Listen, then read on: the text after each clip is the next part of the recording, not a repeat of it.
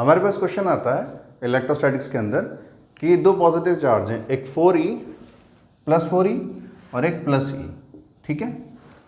ये दोनों separated by distance a और मुझे बताना होता है, अच्छा इसमें दो तरीके के क्वेश्चन पूछे जाते हैं। एक तो ये पूछा जाता है कि मैं कोई चार्ज रखूंगा इस तरीके से कि एक पर्टिकुलर चार्ज जो है ना वो इक्विलिब्रियम में आ जाए। It can be either e भी हो सकता है 4e भी हो सकता है। दूसरा वो ये कहता है कि मैं चार्ज रखूंगा इस तरीके से कि पूरा एंटायर सिस्टम जो है ना वो इक्विलिब्रियम में आ जाए।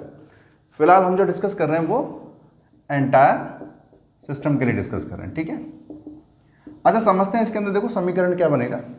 सपोज कि मैंने एक क्यू चार्ज रखा है यहाँ पे, 4e ने e को रिपेल किया, e ने 4e को रिपेल किया, तो जाहिर सी बात है कि जो भी चार्ज रखा जाएगा वो इस तरीके का साइन रखे कि वो इसको अट्रैक्ट करे और इसको भी अट्रैक्ट करे, और that possibility can only be when q is negative, ठीक है। मुझे पूछा क्या है q का एक तो साइन क्या होगा पहला, दूसरा q रखेंगे का, और तीसरा q का मैग्नीट्यूड क्या होगा। तो मैंने माना कि यहाँ से x डिस्टेंस होगा तो यहाँ से a माइनस एक्स हो जाएगा, ठीक है।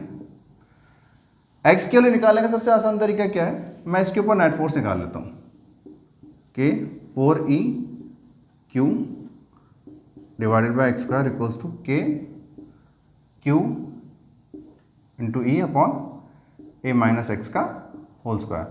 आप इसको सॉल्व करेंगे तो बहुत आसान है, x की वैल्यू इजीली निकल आएगी आपके पास 2a/3, ठीक है।